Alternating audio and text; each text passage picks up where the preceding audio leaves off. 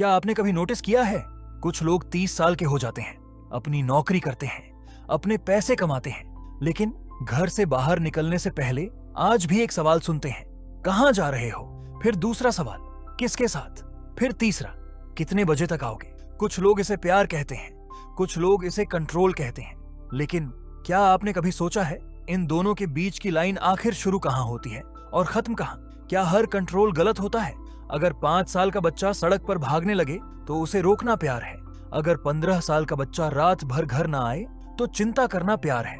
लेकिन अगर 30 साल का इंसान हर छोटे फैसले के लिए आज भी इजाजत मांग रहा हो तो सवाल पूछना जरूरी है, क्या यह अब भी सुरक्षा है या धीरे धीरे यह आदत बन चुकी है?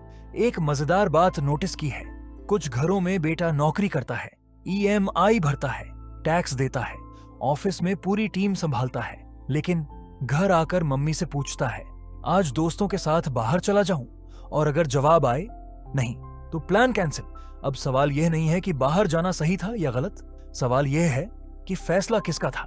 लेकिन एक मिनट, कहानी का दूसरा हिस्सा भी है। अगर आप एक माता पिता हैं तो जरा यह सोचिए, जिस बच्चे को आपने चलना सिखाया, बोलना सिखाया, स्कूल छोड़कर आए, बीमार होने पर पूरी रात जागे, हर मुश्किल में उसके सामने खड़े रहे, उसी बच्चे से एक दिन समाज कहता है अब उसे छोड़ दो। क्या यह इतना आसान है? शायद नहीं।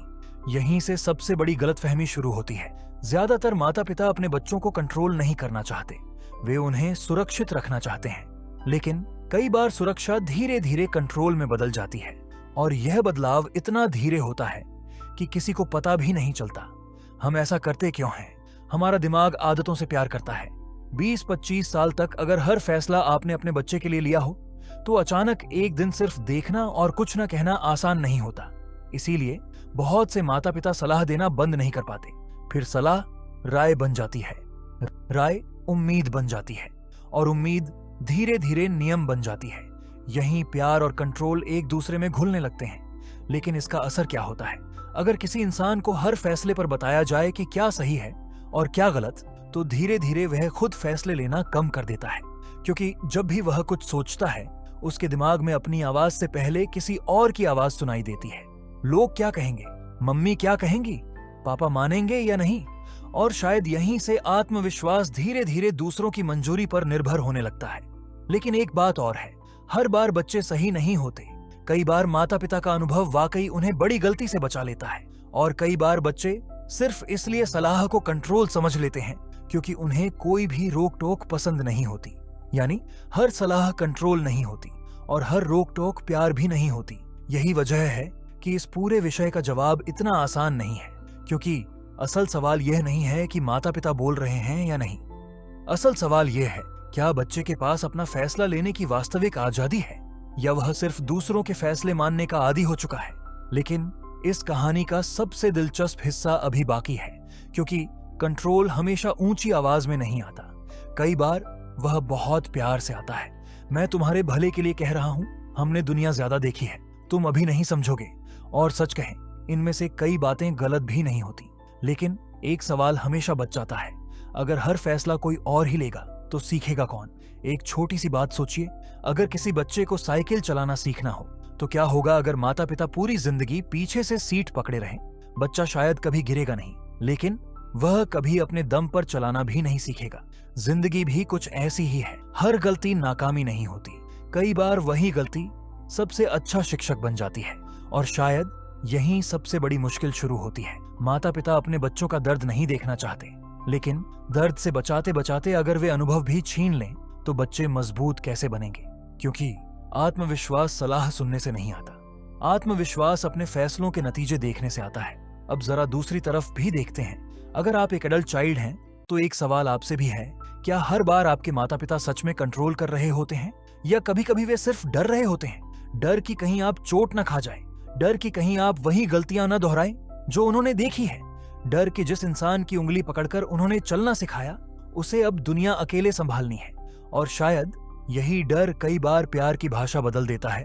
यही वजह है कि इस रिश्ते में दोनों लोग अक्सर सही भी होते हैं और दोनों एक दूसरे को गलत भी समझ लेते हैं। बच्चे सोचते हैं उन्हें मुझ पर भरोसा नहीं है, माता पिता सोचते हैं अब इसे हमारी जरूरत नहीं रही, जबकि सच्चाई इन दोनों के बीच कहीं होती है। तो फिर समाधान क्या है? शायद कंट्रोल कम करना नहीं, भरोसा बढ़ाना। अगर आप माता पिता हैं तो सलाह दीजिए, लेकिन फैसला लेने की जगह भी छोड़िए, क्योंकि एक दिन आप हमेशा साथ नहीं होंगे और उस दिन आपका बच्चा आपके फैसलों से नहीं, अपने फैसलों से जिएगा। और अगर आप एडल्ट चाइल्ड हैं तो आजादी का मतलब रिश्ता तोड़ना नहीं होता। हर सलाह का विरोध करना इंडिपेंडेंस नहीं है। कभी कभी सिर्फ बैठकर शांत तरीके से अपनी बात समझाना सबसे बड़ा बदलाव ले आता है। सीमाएं बनाइए, लेकिन दीवारें मत बनाइए, क्योंकि सीमाएं रिश्तों को स्वस्थ बनाती हैं, दीवारें रिश्तों को खत्म कर देती हैं। शायद बड़ा होने का मतलब यह नहीं है कि आपको किसी की जरूरत नहीं रही, और माता पिता होने का मतलब भी यह नहीं है कि आपको हर जवाब पता है। शायद बड़ा होने का असली मतलब है धीरे धीरे एक दूसरे की भूमिका बदलना, जहां माता पिता हाथ पकड़ना छोड़ देते हैं और बच्चे हाथ छोड़ते नहीं, बस उसे पकड़ने का तरीका बदल देते हैं। इस वीडियो का मकसद यह बताना नहीं था कि माता पिता सही हैं या बच्चे, क्योंकि हर परिवार अलग होता है, हर कहानी अलग होती है, लेकिन हर रिश्ते में एक सवाल लगभग हमेशा एक जैसा होता है। क्या मैं सामने वाले को उसकी भलाई के लिए रोक रहा हूं या अपने डर की वजह से? क्योंकि इन दोनों में बहुत छोटा सा फर्क है, लेकिन पूरे रिश्ते को बदल देने के लिए वही फर्क काफी होता है।